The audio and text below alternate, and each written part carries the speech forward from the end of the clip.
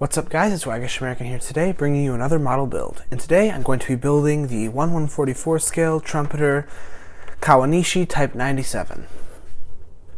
As usual, I began the build in the cockpit. This was a quick and easy process on this kit, consisting of essentially two bulkheads.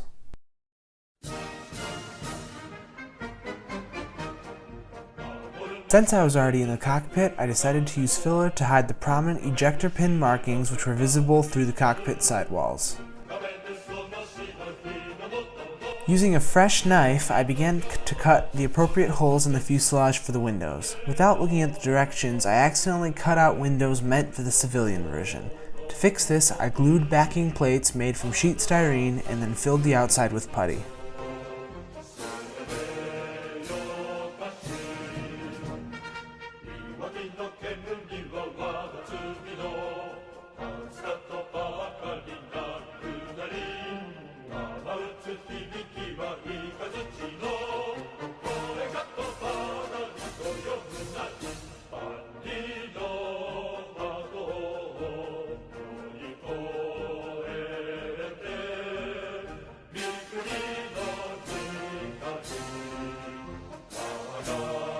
While the putty dried, I painted the cockpit with a flat coat of Tamia XF71 cockpit green.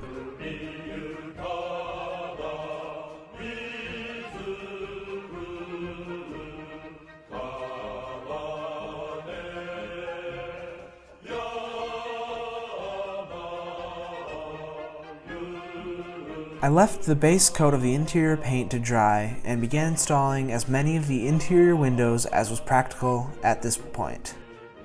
To attach clear parts, I used crystal clear. This is basically super white glue, and for any parts I wasn't able to glue in, I used the white glue to fill the recesses, and it dries perfectly clear so you can make small windows in that fashion should you accidentally knock one of these out.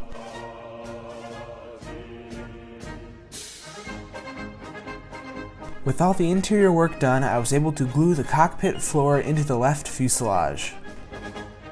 Using a combination of Humbrol polycement and Tamia extra thin liquid cement, I glued together both fuselage halves. I also installed the main pylons. These left some pretty nasty gaps which I will have to fill later.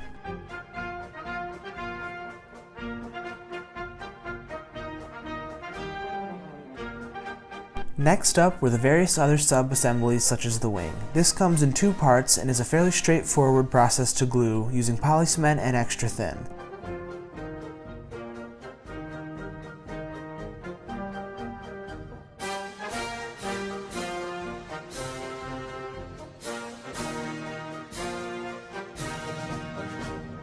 With the wings safely taped together, I went about attaching the engine nacelles. The top part of these is actually incorrect. However, I didn't care enough about this project's accuracy to bother fixing them. With the wings done, I headed back and began to work on the stabilizers. These were finicky and the support struts were not the proper length, making the attachment of these parts difficult.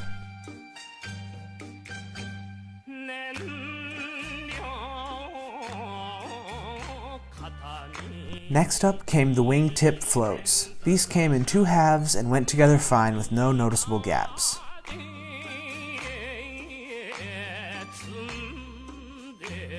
With all major sub-assemblies completed, I began painting the model. I treated this aircraft like a biplane, keeping the wing and fuselage separate so as to ease painting. I scribbled some black to serve as a primer on the underside before building up a few layers of Tamia XF76 IJN gray.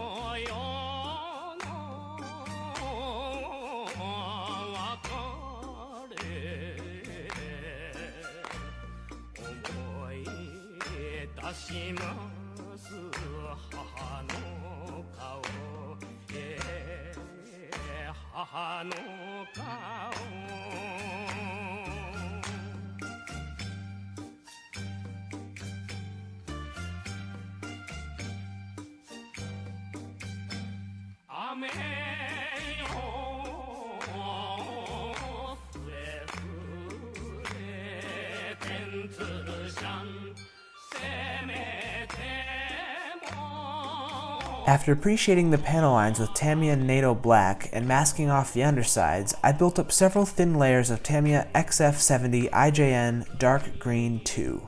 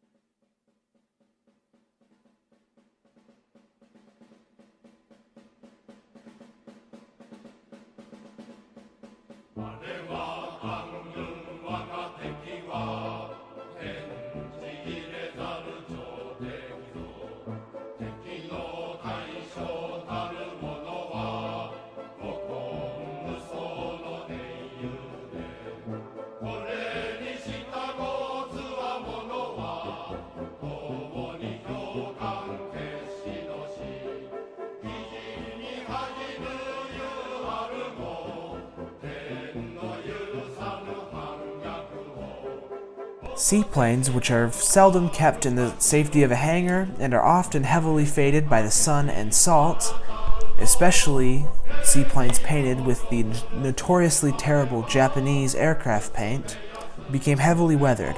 I decided to play around with this by adding a couple drops of white to the cup of IJN Dark Green and spraying lightly over upper surfaces.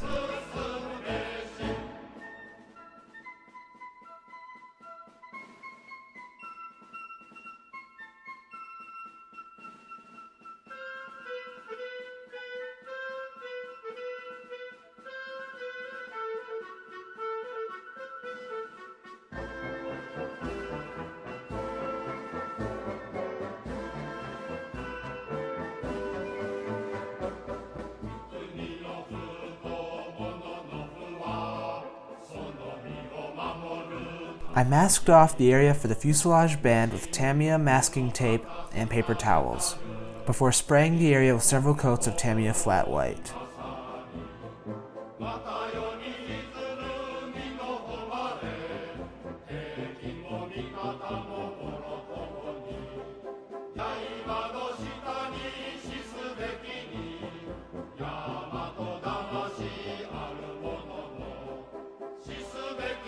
Again using Tamiya masking tape, I covered the white portion of the fuselage band and sprayed a custom mixed bright blue on the exposed areas.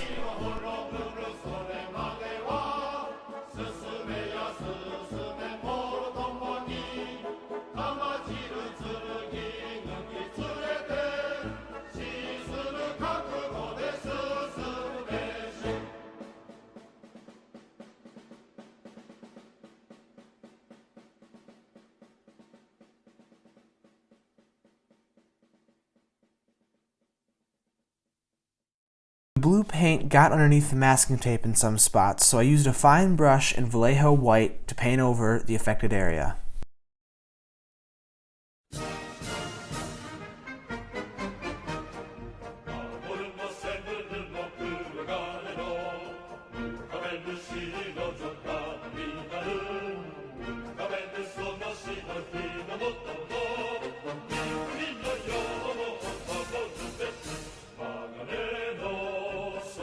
I painted all surfaces of the model with a gloss coat of Tamiya Clear. Once it had dried, I used Microset and Microsol to apply the decals. For the most part, these applied well and conformed excellently to the panel lines.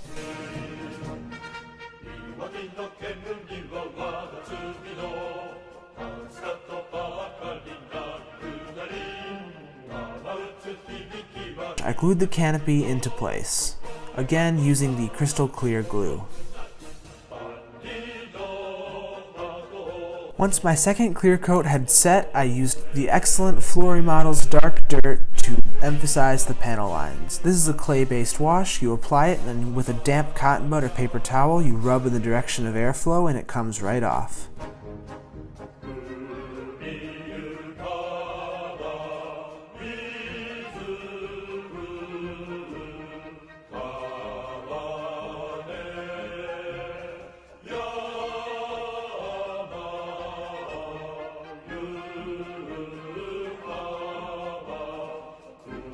With the flat coats dry, I was able to join the two assemblies together. I attached them with super glue to create a fast setting and very strong joint. With the model nearly completed, I began the weathering process. To start, I used charcoal shavings on a stubby brush and worked that into the paint in the direction of airflow behind the engines. To add depth and dynamics to the exhaust smoke, I made more powder out of a dark brown chalk pastel and repeated the same process.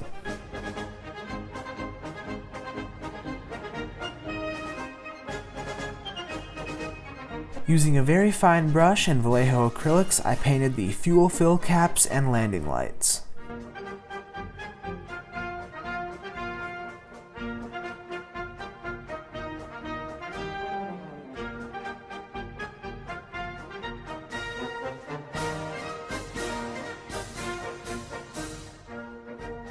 After a couple small patches to the paint job, the build was complete.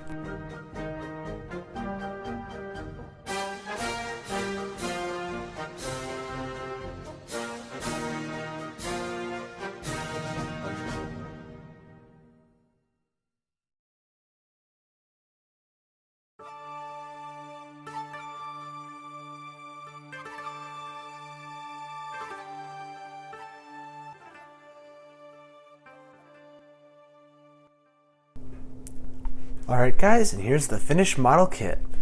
Overall, it's a alright model. It's pretty inexpensive. It builds to be a pretty good size, even at 1/144th scale. It's a bit bigger than the wingspan of a 1/48th scale single engine fighter. So that gives you a pretty good idea of the size of these real machines. I did have a couple problems with the kit. The one place the kit's lacking, some of the fit is not very good. As you saw, the fit around the... oh, that's nasty lighting. The fit around here, the wing, where the pylons attached to the wing, the pylons attached to the fuselage, is absolutely miserable. A couple other fits are bad. Now, some of this is my own doing, but like these joints here don't sit flush with the wing. Not even close. Like it's not me filling it with paint. It's not even a close fit. But on the whole, I think it builds into a decent model. You just have to spend a little bit extra time with the putty. Now I only rigged these two things right here. I was having a really difficult time with my easy line. It wasn't really wanting to stick to any points I was putting it on, so I did what I could get to stick and look decent. So maybe in the future, when I get a better pin vise, I'll go through and make it a project to add all the rigging that's supposed to be in there back in. The decals are really nice. One thing I did not show in the video, you see the decals have been faded a little bit because the rest of the airplane was painted with like a sun faded deal, and so should the decals. So I used Tamia weathering powders. That's Tamia Weathering Master Snow from the box B here. I just put a little bit of that on a brush and brushed it on really quick, and that dulled it down. This is mostly just a test bed for painting. I was doing a bit more with pre and post shading, experimenting a little bit with multicolored exhaust streaks, which I really like how those came out. Anyway, if you'd like an interesting Japanese seaplane for your collection, even if it's not in your scale like this one was, it may sound small because it's 1/144, but it builds big. It's a really good project, and if you've got some putty on hand, I think everyone could have a really good time with this. If you like this video, it'd be great if you could hit the like button. If you want to see more, the subscribe button's right around the like button. And I will see you guys next time. Thanks!